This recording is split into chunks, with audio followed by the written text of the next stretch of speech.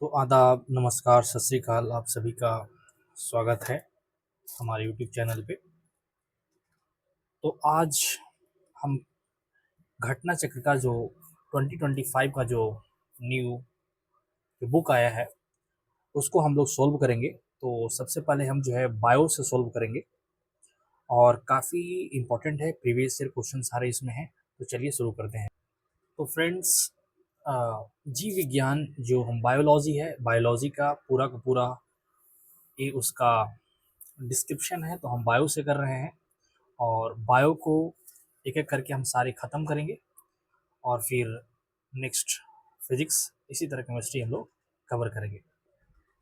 तो सबसे पहले हम लोग जीव विज्ञान की उप शाखाएं के बारे में हम लोग पढ़ेंगे कि जीव विज्ञान मतलब कि कहने का मतलब ये हुआ कि ये जो जीव विज्ञान की उप शाखाएं कौन कौन से इसकी ब्रांचेज हैं और उस सारे ब्रांचेस को हम लोग करेंगे। और ये भी हमारे जो एग्ज़ाम्स में हम लोग को देखने को मिलता है। तो चलिए स्टार्ट करते हैं। जूलॉजी विभिन्न प्रकार के जंतुओं का विस्तृत अध्ययन को बोला जाता है। बॉटनी विभिन्न प्रकार के पादपों व उनके क्रियाकलापों का अध्ययन है। इसी तरह पैलियो बायोलॉजी जीवाश्म में जीवो एवं जंतु पादप के जीवाश्म के बारे में बताता है। पॉलियो बॉटनी पादप जीवाश्म का अध्ययन के बारे में जो है ये बताता है। आगे हम बात करेंगे इकोलॉजी सजीवों व उनके चारों ओर के पर्यावरण के प्रभाव का अध्ययन के बारे में बताता है। जेनेटिक्स जीवों के आनुवंशिक लक्षणों तथा उनके वंशागति का अध्ययन के बारे में बताता है। फिजियोलॉजी जो है वो फिजियोलॉजी शरीर के विभिन्न भागों के कार्य तथा कार्य विधियों का अध्ययन के बारे में बताता है। पेडोलॉजी मृदा मृदा निर्माण, मृदा के प्रकार इत्यादि का अध्ययन के बारे में ये बताता है। जीरोंटोलॉजी एक काफ़ी महत्वपूर्ण है, बार बार प्रश्न पूछे जाते हैं। तो मनुष्य में वृद्धावस्था एवं काल प्रभावन की सामाजिक, संज्ञानात्मक, मनोवैज्ञानिक मतलब साइकोलॉजिकल तथा जैविक पहलुओं के बारे में, तो ओल्ड जो पीपल होते हैं उनके बारे में देखने को, उनके बारे में जो हम अध्ययन करते हैं, जो स्टडी करते हैं, उसको हम जीरोंटोलॉजी कहते हैं। अगला है इथोलॉजी जो है वो मानव सहित सभी जंतुओं के व्यवहार के बारे में, उनकी एक्टिविटी के बारे में हम लोग अध्ययन करते हैं। बायोनिक्स या यांत्रिक प्रणालियों का अध्ययन है जो जीवित जीवों या जीवित जीवों के अंगों की तरह कार्य करते हैं। बायोनिक्स प्रकृति में पाए जाने वाले जैविक तरीकों और प्रणालियों का इंजीनियरिंग प्रणाली और आधुनिक प्रौद्योगिकी के अध्ययन एवं डिजाइन के लिए अनुप्रयोग है। बायोनिक शब्द सर्वप्रथम 1958 में जेई स्टील द्वारा दिया गया था।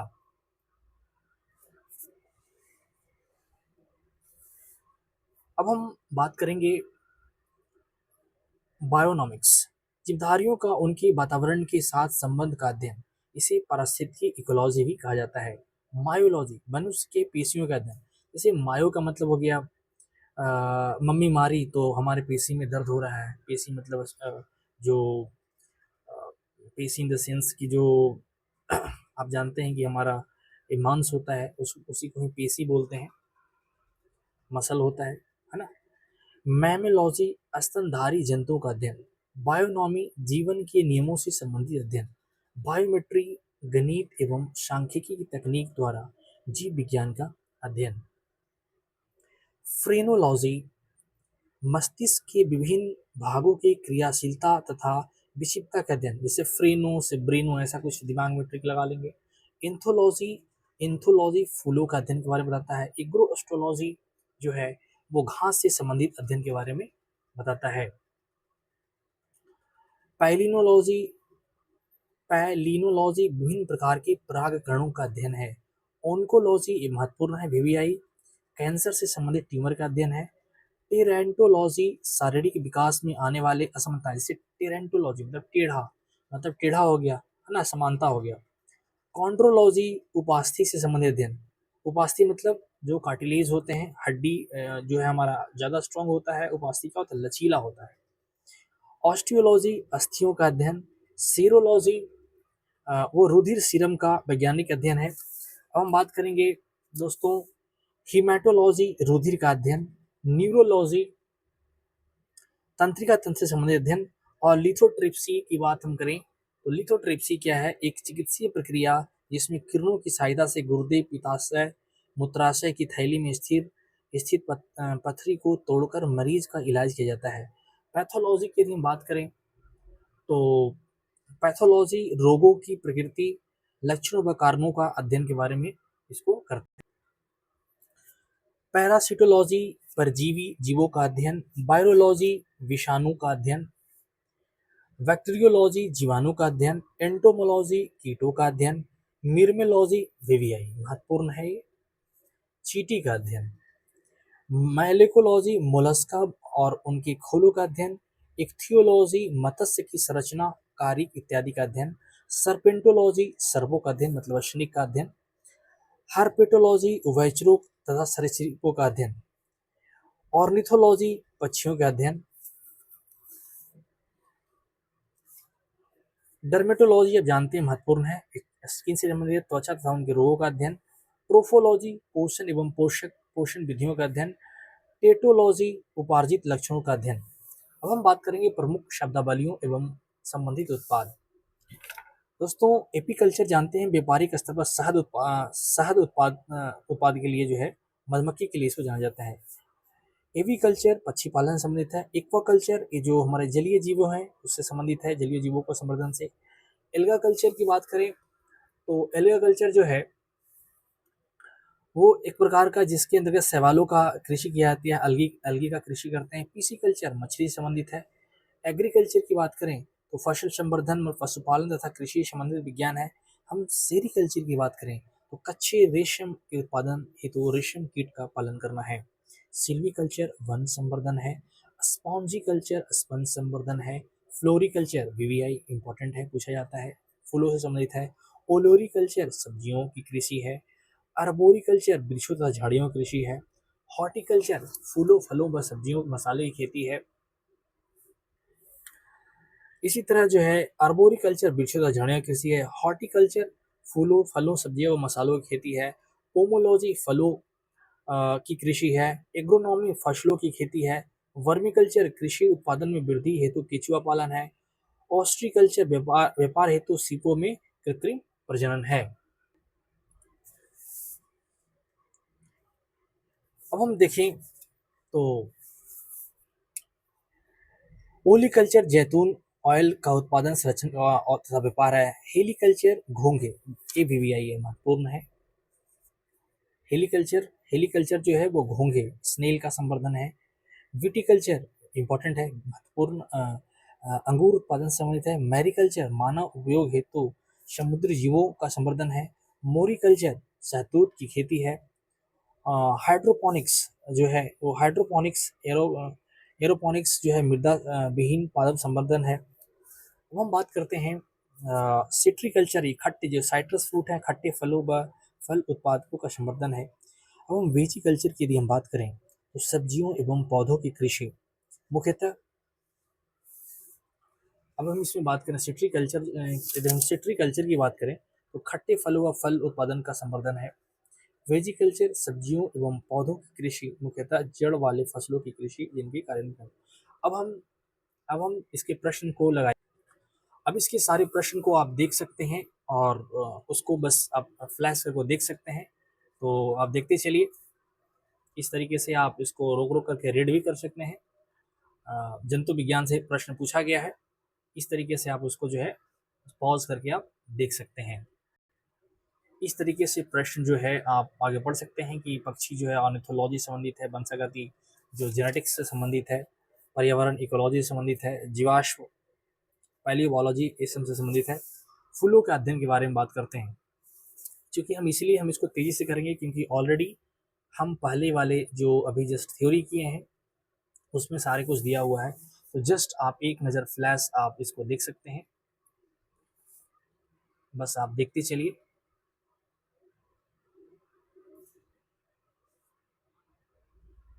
कीटों के वैज्ञानिक नाम क्या है, एंटोमोलॉजी है, हम लोग सब देख चुके हैं। निम्नलिखित में से कौन सा विषय जनसंख्या एवं मानव समुदाय के महत्वपूर्ण आंकड़ों के अध्ययन से संबंधित है? तो जनांकी बोलते हैं इसे, आप इसको देख लीजिए। विभिन्न संस्कृतियों के वैज्ञानिक विवरण के तुलनात्मक अध्ययन को कहते हैं, तो इथनोलॉजी कहते हैं, जो कि पढ़ चुके हैं हम लोग। सब पहले पढ़ा जा चुका है। जैविक जगत में होने वाले कार्य गुण व पद्धति के अध्ययन के इस ज्ञान को मशीनी जगत में उपयोग करने को कहा जाता है, तो बायोनिक्स कहते हैं, जो कि हम थ्योरी इसका जो है पढ़ चुके हैं। पैलियो वनस्पति के अंतर्गत अध्ययन करते हैं, तो जाहिर सी बात है पैलियो वनस्पति या पैलियो बोटानिक्स के अंतर्गत पादप जीवाश्म प्लांट फॉसिल का अध्ययन किया जाता है, जो कि इसमें नहीं दिया हुआ है, इसलिए ऑप्शन डी हो जाएगा। रेशम कीट पालन को कहते हैं, तो जाहिर सी बात है सेरिकल्चर कहते हैं। अब हम आगे बात करेंगे दोस्तों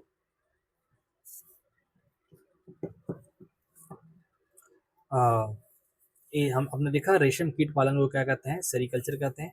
मधुमक्खी का उपयोग किया जाता है, तो आप जानते हैं एपीकल्चर में किया जाता है।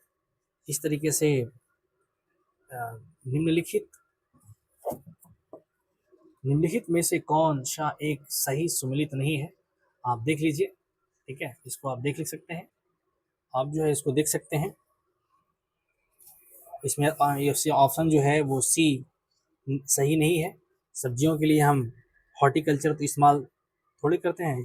हॉर्टिकल्चर जो है वो पुष्प व फल देने वाले पौधों के लिए करते हैं, हॉर्टिकल्चर पुष्प के लिए किया जाता है, जो कि गलत है।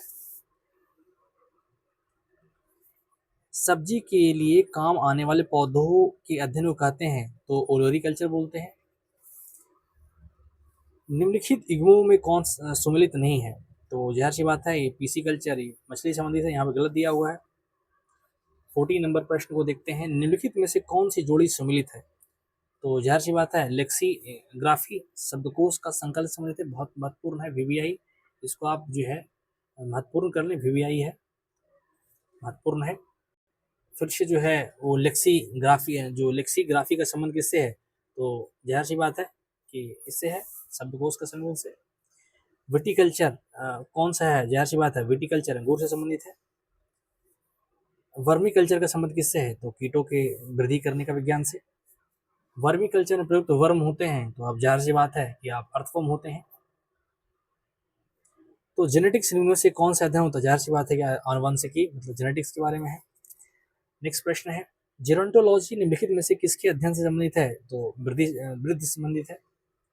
नेक्स्ट प्रश्न, वृद्धावस्था एवं काल प्रभावन के विषय में ज्ञान प्राप्त करने की विधा को कहते हैं, वो जेरोंटोलॉजी कहते हैं। नेक्स्ट प्रश्न, वृद्धा होने की प्रक्रिया को क्या कह जाते हैं, जेरोंटोलॉजी कहते हैं। तो जेरोंटोलॉजी बहुत ही महत्वपूर्ण है। तो पेडोलॉजी निम्न वैज्ञानिक अध्ययन से पेडोलॉजी जानते हैं, मिट्टी से संबंधित है, ये सब हम पढ़ चुके हैं। अस्थियों का अध्ययन विज्ञान की किस शाखा के अंदर किया जाता है, तो यार सी बात है ऑस्टियोलॉजी बहुत महत्वपूर्ण है। अब ऑस्टियोलॉजी हड्डियों के जो है अध्ययन को कहते हैं। ओरोलॉजी जो हम माउंटेन्स का अध्ययन करते हैं, पर्वतों का अध्ययन करते हैं, उसके लिए है। सीरोलॉजी रुधिर सीरम का वैज्ञानिक अध्ययन है। जियोलॉजी पृथ्वी की आंतरिक संरचना तथा उसके पाए जाने वाले पदार्थ के अध्ययन के बारे में करते हैं दोस्तों। नेक्स्ट है हड्डियों की पढ़ाई, जाहिर सी बात है हमने पढ़ा है ऑस्टियोलॉजी के बारे में, बीपीएससी 2019 का प्रश्न है। सर्पों के विषय में जानकारी आपने पढ़ा है, सर्पेटोलॉजी है। अब जो है 27 जो है वो निम्न में से बेमेल क्या है, इसमें से कौन जो है ऑड है, तो देखिए फिजियोलॉजी, पैथोलॉजी, बैक्टीरियोलॉजी,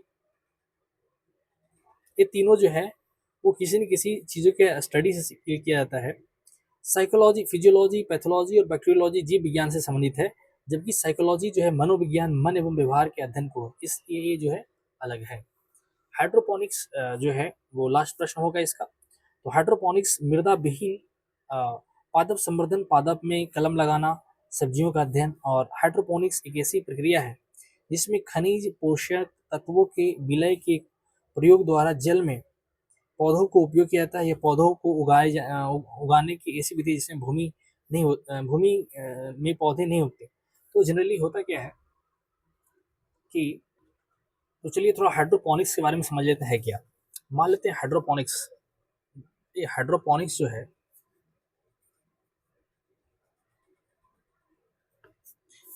अब मान लेते हैं कि कोई हमारे इस तरीके से चीज़ें हैं और ये हमारा प्लांट है,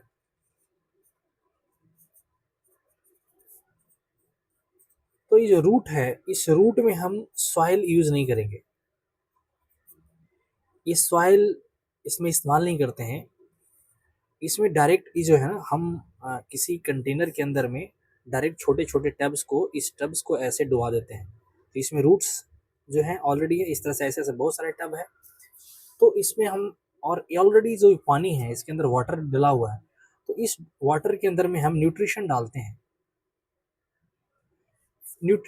और ये न्यूट्रिशन क्या होता है, ये पानी के अंदर घुला रहता है और उसी को ऑब्जर्व करता है ये पौधा, और इसी से वो बड़ा होता है।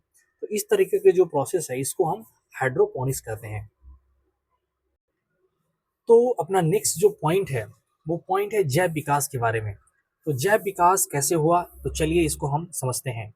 तो चलिए फ्रेंड्स, हम जैव विकास के बारे में थोड़ा सा समझते हैं। एक्चुअली हम सब जानते हैं कि अपना जो प्यारा अर्थ है, ये हमारा अर्थ है, और अर्थ जो है माय डियर फ्रेंड्स, वो 4.6 बिलियन ईयर, बी से बिलियन से, ठीक है, बिलियन ईयर्स पहले जो है ये हमारा प्यारा अर्थ बना है।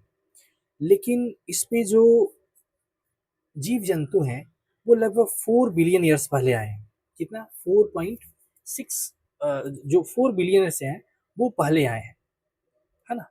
तो इस तरीके से जो हमारा पहले अर्थ जो था बहुत गर्म था, फिर धीरे धीरे जो है इसके अंदर इस पर रेनिंग हुई, और इस तरह से हमारा अर्थ जो है वो ठंडा हुआ, और ठंडा हुआ तो ये हमारा 4.6 बिलियन ईयर पहले बना। और इसमें जो हमारा लाइफ है वो लगभग 4 बिलियन ईयर्स पहले जो है इसमें हमारा जो लाइफ है वो बना। उसके बाद जो 3.8 बिलियन ईयर्स पहले, 3.8 बिलियन ईयर पहले जो है इसमें जो प्रोकैरियोटिक है ना, जो मेम्ब्रेन मेम्ब्रेन वाला membrane bond membrane bond animal आए हैं, है ना। वो कितने? 3.8 बिलियन ईयर्स पहले। ठीक है दोस्तों, अब चूंकि प्रोकैरियोटिक जो कोशिकाएं होती है, जो प्रोकैरियोटिक जीव होते हैं, जो हमारा प्रोकैरियोटिक होता है, इसको प्रोकैरियोटिक यदि हम लिखते हैं ऐसे,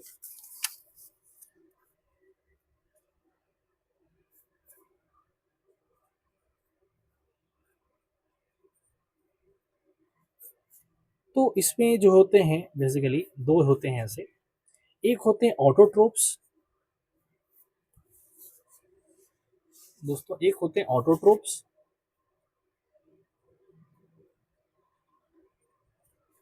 और एक होते हैं हेट्रोट्रोप्स।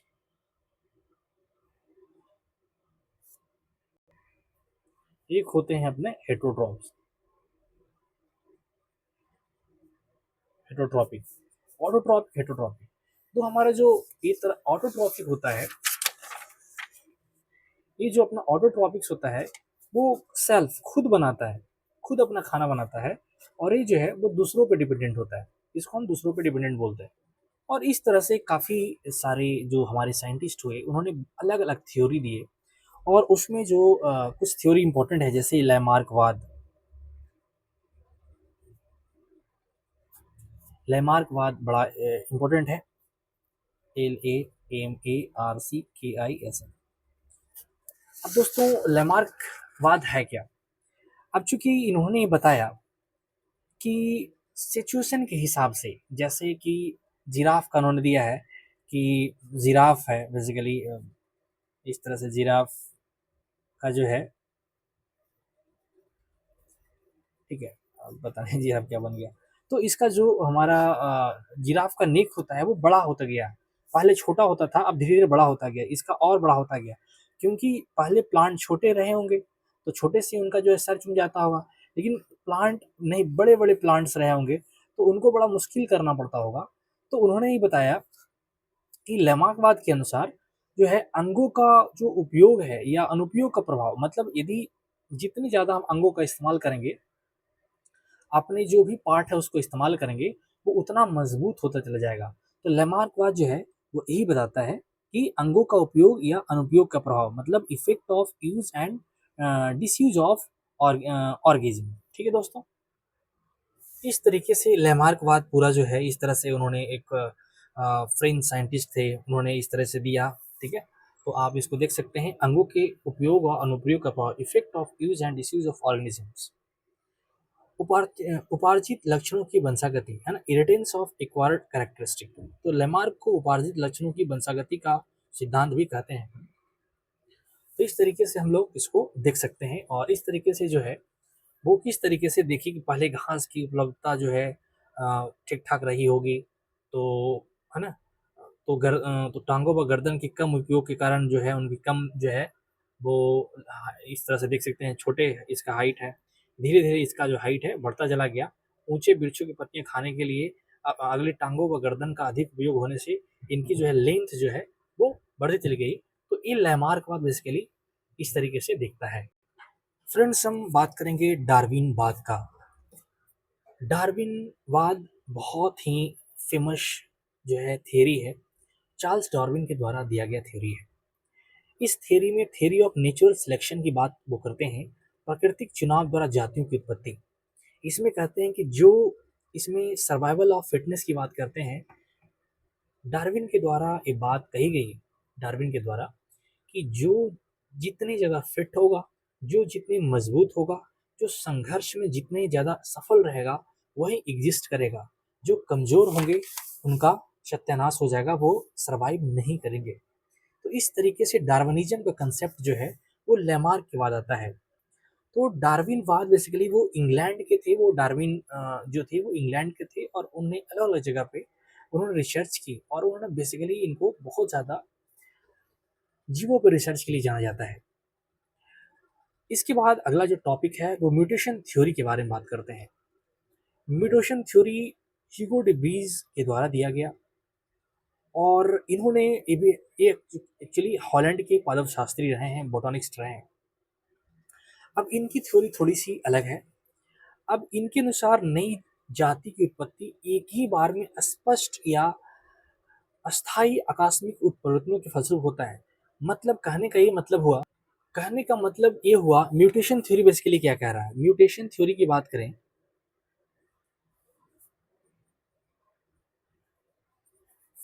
इसकी बात करें, उत्परिवर्तन थ्योरी की बात करें, तो मान लेते हैं कोई जीव ऐसे ऐसे चल रहा है, ठीक है, ये मतलब उसके अंदर कोई भी बदलाव नहीं आ रहा है, अचानक से चेंजेस आ गए। तो इस चेंजेस की वजह से, इस चेंजेस की वजह से मान लीजिए कुछ नहीं है, उसके अंदर सींग आ गया, उसके अंदर हो सकता है पूछ, बड़ी पूछ लग गई। तो जो अचानक से चेंजेस आ रहे हैं और उसके कारण नए जीवों की उत्पत्ति के बारे में ये थ्योरी बताता है कि बहुत सब स्मूथ चल रहा है, सब बढ़िया चल रहा है, अचानक से कोई उसके अंदर नए चीजें आ गई, अचानक से कुछ ऐसा हुआ उसको नए चीजें देखने को मिला, तो इस तरह से वो नए जीव बन गए। तो चलिए फिर से इसको देखते हैं। तो इस तरीके से आपने इसको समझा, और इस पूरी थ्योरी में ज़्यादा कुछ नहीं है, यही मेन क्रक्स है, और इससे ज़्यादा इसके अंदर कुछ चीज़ नहीं है। इस तरीके से इसमें बात कही गई है। जीवाश्मों के आधार पर जियोलॉजिकल टाइम को इकाइयों में वर्गीकृत किया गया है। पुनः इन्हें बड़ी इकाइयों में वर्गीकृत किया गया है। इनके अनुसार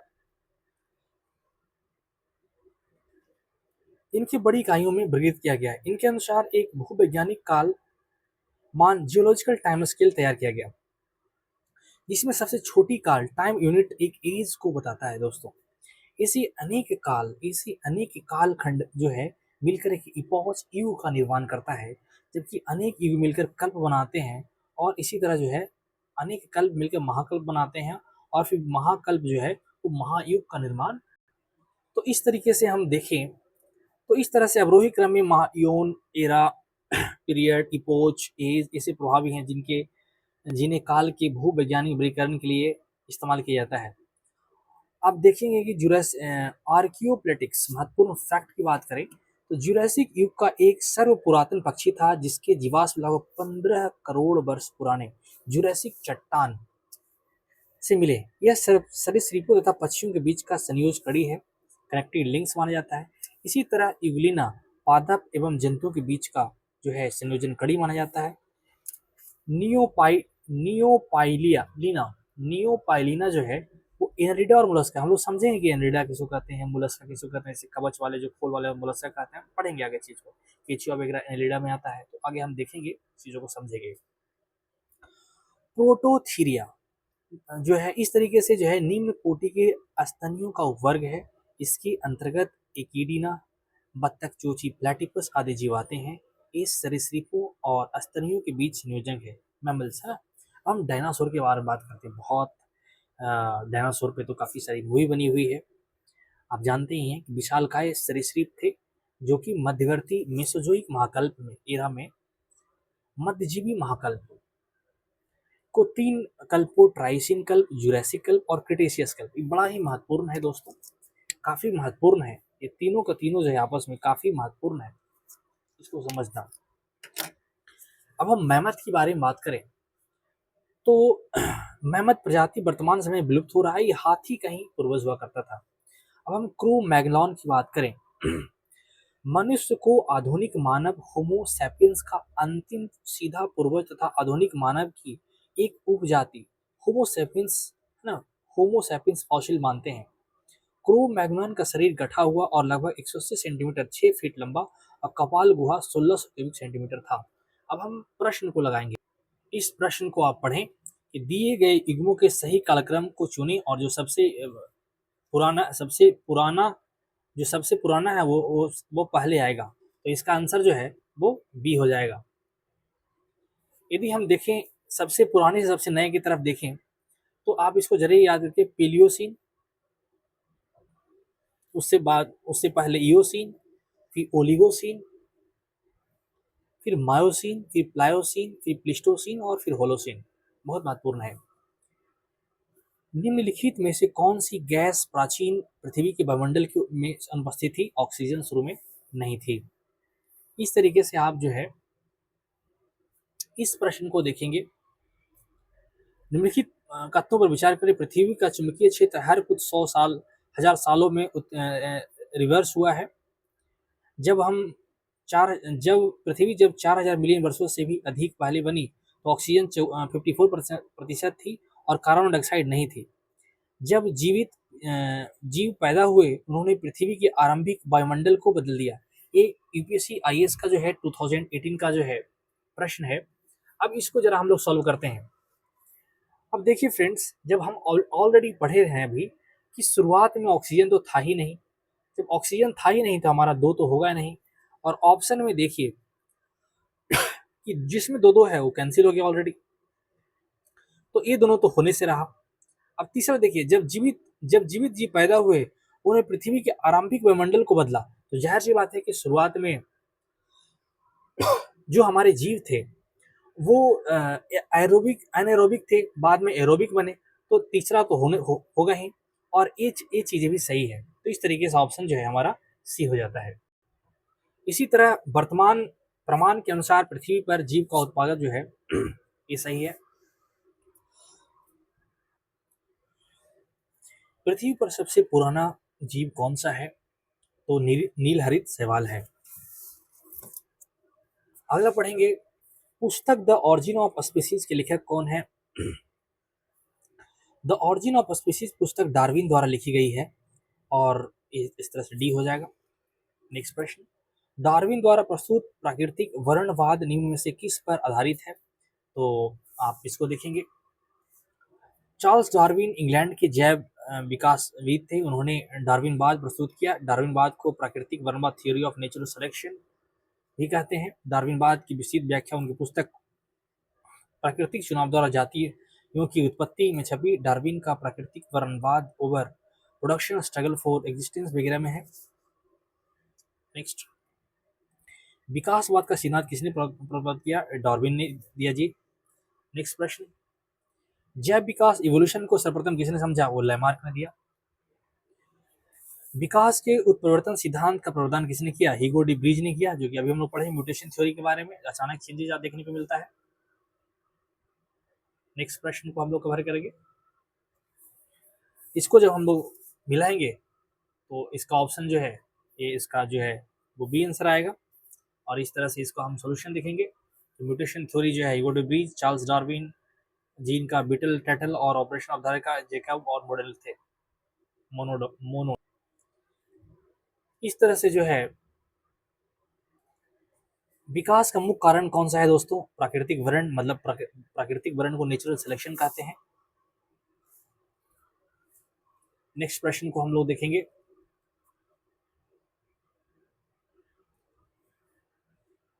जैव विकास के संदर्भ में सांपों में अंगों का लोप होने को स्पष्ट किया गया है, तो ये ऑप्शन ए सही है। अंगों का उपयोग नहीं, जब उपयोग नहीं होगा तो कमजोर हो जाएगा। तो आईएएस का क्वेश्चन है प्री का 2002 का। आगे हम बात करेंगे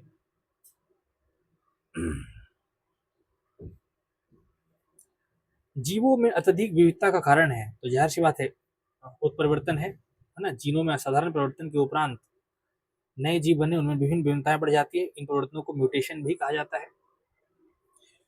निम्नलिखित में से कौन सा एक सजीव जीवों में एक नई जाति की उत्पत्ति के लिए सर्वाधिक महत्वपूर्ण घटक है? तो उत्परिवर्तन है दोस्तों। इस तरीके से आप इसको देख सकते हैं। आधुनिक मनुष्य के हाल का पूर्वज किसको बोलते हैं? क्रो मैग्नॉन मानुस को कहा जाता है। शब्द डेनिस शोबन कभी कभी समाचार माध्यमों में देखने को मिलता है, क्या है? एक आदि मानव जाति स्पीसीज को कहते हैं। इस तरह से इसको जो है डिस्क्रिप्शन जो दिया हुआ है पढ़ सकते हैं। आर्कियोपटेरिक्स जुरैक्सिक युग का पुरातन पक्षी था। इस तरीके से इसको देख सकते हैं। आर्कियोपटेरिक्स आर्कियोपटेरिक्स जो है किन वर्गों की प्राणियों के लिए है? सरीसृप पक्षी के लिए है। मैमथ आप जानते ही हैं कि हाथियों का पूर्वज हुआ करता था दोस्तों। डायनासोर मेसोजोइक सरीसृप था दोस्तों। डायनासोर जो है मेसोजोइक युग के समय का है।